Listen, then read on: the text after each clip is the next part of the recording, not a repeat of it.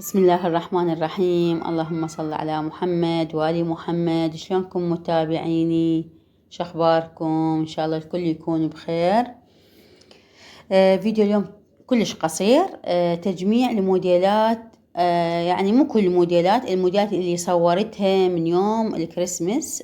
صراحة ما اشتغلت بس بيوم 31، بديت الشغل من يوم 29 ويوم 30 ويوم 31 خليت الشغل القليل لأن كان صادف يوم أحد وأنا عندي دوام، فقلت خاف ما ألحق. الأغلب اشتغلت جمعة وسبت كان أكثر الشغل بيه. جهزت أكبر يعني عدد أقدر أجهزه. يعني أغلب الطلبيات جهزتها يوم السبت، يعني خليت الأحد للي شلون الناس اللي قريبين علي، الناس اللي يردوها بالليل اللي ما يجون عليها من وقت، فخليتها على يوم الأحد من رجعت من الدوام كملتها.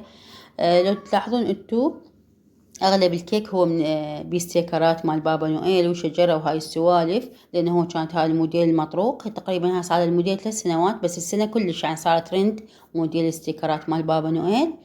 هاي التجهيز كان يوم 31، جهزتهن خليتهن بالكراتين وحتى كتبت الأسماء عليها على مود لا أدوخ ثاني يوم. هنا أنا هاي يوم 31 جهزت هاي المجموعة، ويا رب يعجبكم هاي الموديلات. انطوني رأيكم. طبعا تسمعون صوت يمان وأحمد. يمان تعرفون لازم يخلي بصمته بكل فيديو. هنا أنا الموديلات هاي أتمنى تنطوني رأيكم بيها، وأقول لكم مع السلامة.